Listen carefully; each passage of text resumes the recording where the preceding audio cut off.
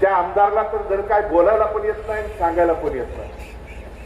दंड मारतोय, आम्हाला सुद्धा त्यांना दाखवायला लागेल म्हणजे आम्ही सुद्धा मेलेल्या आईचं दूध पेलो नाही.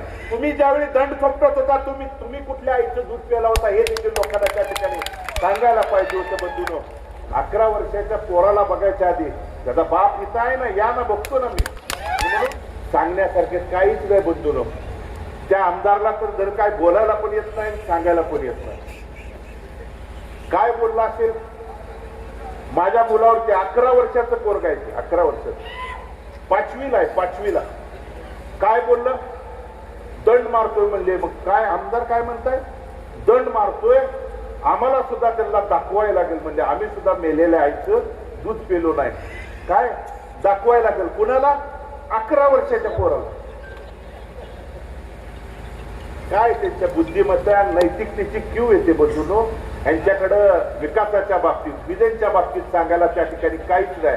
आणि म्हणून वैयक्तिक पातळीला टीका टिप्पणी करायची, आपल्याला भरकटवायचं, हीच भूमिका घेऊन जाणारी लोक येणाऱ्या 4-5 दिवसामध्ये सुद्धा गावोगाव भागाभागात वस्तीवरती त्या ठिकाणी येणार आहेत.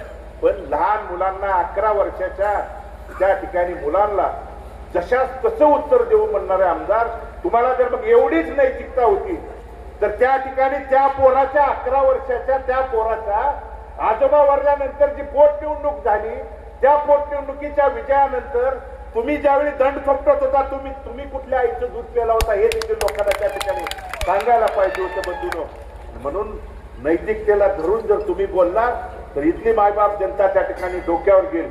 पण खालच्या पातळीला जाऊन टीका टिप्पणी करत असताना 11 वर्षाच्या पोराला बघायच्या आधी त्याचा बाप इथं आहे ना, या ना बघतो ना मी, म्हणून भूमिका कोणती घ्यायची कशी घ्यायची यापेक्षा सुद्धा बंधूंनो, आपल्याला आज त्या ठिकाणी 3 दिवसाच्या दुकोट्यामुळं 5 तारखेला जे मतदान होतं ते 7 तारखेला झालेलं आहे. म्हणून आज 31 तारीख आहे, मोजून आपल्याकडे साधारणतः 5 दिवस आहेत.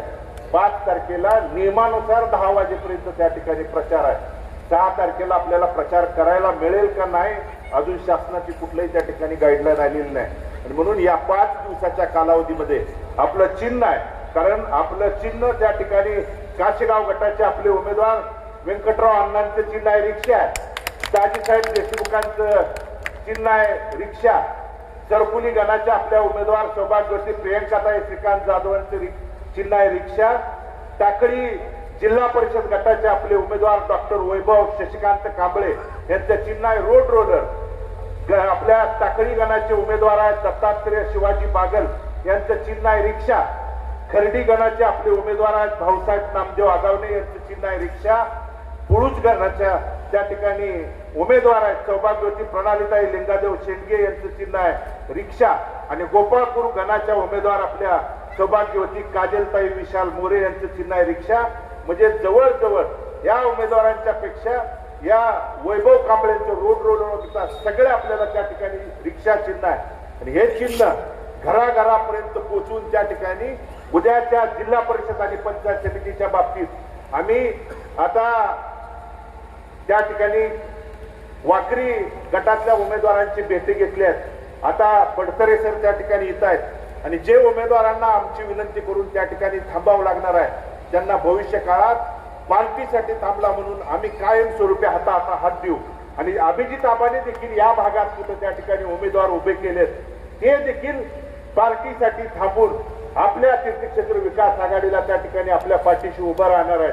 हा आमच्यातला एकमेकाच्या चर्चेतला झालेला विषय तुमच्या समोर त्या ठिकाणी मांडतो. आणि मनभेद विसरून परिवार एकत्रित आलाय म्हटल्यानंतर पंचायत समितीत जोपर्यंत त्या ठिकाणी खऱ्या अर्थानं सत्ता आणून ज्या आज 10,000 विहिरी दिलेल्या म्हणणाऱ्याला खऱ्या अर्थानं लोकांच्या शेतकऱ्यांच्या बांधापर्यंत विहीर देण्याची भूमिका भविष्य काळात जर बजावायची असेल, कारण बंधूंनो मनरेगा मधल्या या विहिरी दिल्या म्हणून सांगतात 5 लाखाचं एकीकडे अनुदान आहे आणि त्याला या सरकारनं अटी नियम काय घातल्यात माहित आहे, ती विहीर काढताना जीसीबी वापरायचं ना, कर्मचारी त्या ठिकाणी म्हणजे मजुराच्या हातूनच ती विहीर काढायची. आणि मजुराला त्या ठिकाणी किती मानधन माहित आहे, म्हणजे हाजरी किती 310 रुपये, बरोबर ना, 310 रुपये.